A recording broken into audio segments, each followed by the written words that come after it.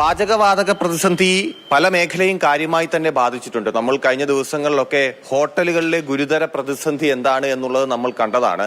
മാത്രമല്ല പല ഹോട്ടലുകളും അടച്ചു പൂട്ടുന്ന ഒരവസ്ഥയിലേക്ക് എത്തി. പിന്നെ ഈ പാചകവാതകവുമായിട്ട് ബന്ധപ്പെട്ട് ഈ ഹോട്ടൽ മേഖലയുമായിട്ട് ബന്ധപ്പെട്ട് ഹോട്ടലുകൾ മാത്രമല്ല മറ്റ് അവിടേക്ക് സാധനങ്ങൾ എത്തിക്കുന്നവർ, അവിടെ അതിനെ ആശ്രയിച്ച് ജീവിക്കുന്ന ഒരുപാട് പേരുണ്ട്. അവരെയൊക്കെ കാര്യമായി ബാധിച്ചിട്ടുണ്ട്. ഞാൻ ഇതിപ്പോ തിരുവനന്തപുരത്ത് ഉള്ള ഒരു കൊലക്കടയിലാണ് ഞാനിപ്പോൾ നിൽക്കുന്നത്. അപ്പോൾ ഇവിടുത്തെ ഇപ്പോൾ പ്രശ്നങ്ങൾ എന്താണ്? ഈ പാചകവാതക പ്രതിസന്ധി ഉണ്ടായപ്പോൾ അത് ഈ മേഖലയെ എങ്ങനെ ബാധിച്ചു എന്നുള്ള കാര്യം കൂടി നമുക്കറിയണം. ചേട്ടൻ ഇപ്പോൾ ഇവിടെ കൊല എടുക്കാൻ വേണ്ടി വന്നതാണ്. ചേട്ടൻ കടയിട്ടിരിക്കുന്നത് കിള്ളിപ്പാലത്താണ് അല്ലേ? ഇപ്പൊ ഈ പാചകവാതക പ്രതിസന്ധി എന്ന് പറയുമ്പോൾ ഹോട്ടൽ മേഖലയെ മാത്രമല്ല, നിങ്ങളെപ്പോലെ അതിനെ ആശ്രയിച്ച് ജീവിക്കുന്ന കുറെ പേരെ കൂടി ബാധിക്കുകയാണ് അല്ലേ? അത്രേ ഉള്ളൂ. ഇപ്പൊ എന്താണ് നിങ്ങളെ കടയിലെ ഒരു അവസ്ഥ എന്താണ്? നമ്മുടെ കടയിൽ നല്ല സാധനം കുറവാണെന്നുണ്ടെങ്കിൽ വണ്ടി വരവ് സാധനം കുറയുമ്പോൾ സാധനം വില കൂടും. വില കൂടുമ്പോൾ പിന്നെ നമുക്ക് അതനുസരിച്ച് വിൽക്കാൻ പറ്റുള്ളൂ.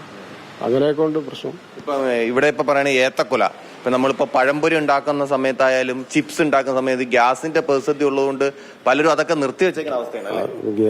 ഗ്യാസിന്റെ വരവ് കുറയുമ്പോൾ ബിസിനസ് എന്തായാലും നിർത്തി വെച്ചേ പറ്റുള്ളൂ. ആ അവസ്ഥയാണ്. ഇപ്പൊ എങ്ങനെയാ നിങ്ങൾക്ക് ഇപ്പം ഈ കടയിൽ സാധനം വരുന്നത് ഇപ്പൊ കുറഞ്ഞോ? സാധനം ഇപ്പൊ ഇവിടെ നിലവിലിപ്പോ കുഴപ്പമില്ല പോകുന്നുണ്ട്. സാധനം വരവ് കുറഞ്ഞു കഴിഞ്ഞാൽ നമുക്ക് അടച്ചിടേണ്ട സ്ഥിതിയല്ല. ചേട്ടാ, ഇപ്പൊ നിങ്ങളിപ്പോ ഇപ്പം കച്ചവടം എങ്ങനെയാണ്? എന്താ അവസ്ഥ? കഴിഞ്ഞ ദിവസങ്ങളിൽ ഈ പ്രതിസന്ധി ഉണ്ടായിരുന്നപ്പോൾ ഉള്ള അവസ്ഥ എന്താണ്? കൊഞ്ചം കുറവുതാ. 2-3 ദിവസം കച്ചവടം കുറവുതാ. ഇപ്പം കുഴപ്പമില്ല. ഇപ്പം ഇതിപ്പോ ഇങ്ങനെ കൊല വല്ലതും ഇങ്ങനെ കെട്ടിക്കിടക്കുന്നുണ്ടോ? ആളുകൾ കൊണ്ടുവന്നത് ഇപ്പം കടക്കാരെടുക്കാതുണ്ടോ? ഹോട്ടലുകാരൊക്കെ കട ഹോട്ടൽ കച്ചവടം കുറവുതാ. വേറെ ചില്ലറയ്ക്ക് கொஞ்சம் കുഴപ്പമില്ല. കട കച്ചവടം ചിപ്സ് പളം എടുക്കുക പളപരി പോടുന്ന കച്ചവടം കുറവ്.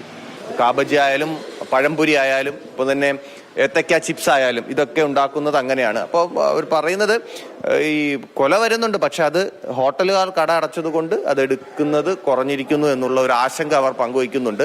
എന്തായാലും ഞാൻ പറഞ്ഞില്ലേ, എല്ലാവരെയും ഇത് ബാധിച്ചുകൊണ്ടിരിക്കുന്ന ഒരു അവസ്ഥയിലേക്ക് പൊയ്ക്കൊണ്ടിരിക്കുകയാണ്. ഇനിയിപ്പോൾ ആ പ്രതിസന്ധി എങ്ങനെ മറികടക്കും എന്നുള്ളതാണ് നമുക്കറിയേണ്ടത്.